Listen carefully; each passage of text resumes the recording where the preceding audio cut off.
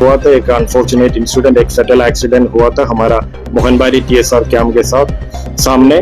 वो वेस्ट और खवाई डिस्ट्रिक्ट का बाउंड्री में है, तो वहाँ पर एक टुवर्ड्स अगलतला डायरेक्शन में एक विक्टिम वो एक मोटरसाइकिल में जा रहा था, उसी टाइम एक एक्सीडेंट हुआ है।